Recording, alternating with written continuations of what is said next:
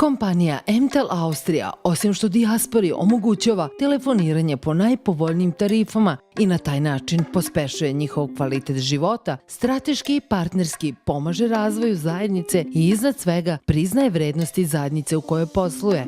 Kao društveno odgovorna kompanija, MTEL aktivno učestvuje u svakodnevnom napretku zajednice u Austriji i posebnu podršku pruža socijalnim, kulturnim i obrazovnim programima i inicijativama. MTEL je nedavno u Salzburgu podržao otvaranje škole srpskog jezika, kao i brojne kulturne manifestacije u Beču.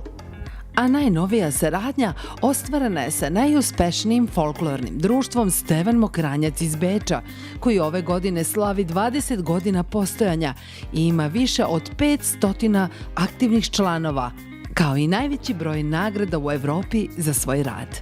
Iza našeg uspeha stoji jedan veliki rad, trud, jedan veliki entuzijazam svih nas, počev od uprave do koreografa, do roditelja, do ove dece koje dovodi u Mokranjicu. To sve zapravo radimo iz ljubavi prema Srbiji, prema očuvanju naše kulture i da ova deca što više koriste materni jezik.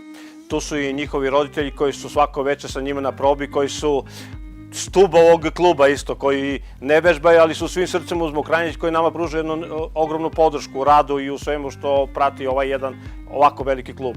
Na našem repertoaru se nalazi preko 20 koreografije iz cele Srbije i gledamo da što više i dalje usavršimo naš repertoar.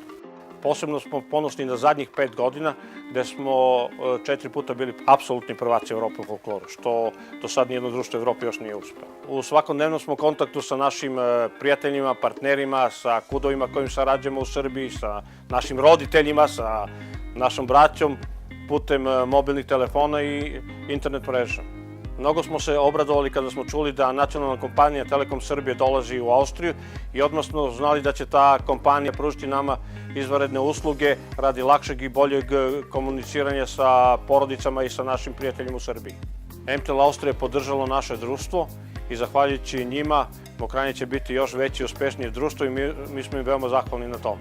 Društvo koje je vrlo uspešno na svim evropskim i regionalnim takmičenjima i ovde se neguje naša kultura i tradicija i to je jedan prirodni, da tako kažem, sled događaja bio dovoljan da MTEL kompanija se priključi kudu Mokranjac i da ih podrži u njihovim naporima da ostanu dobri i da budu još bolji.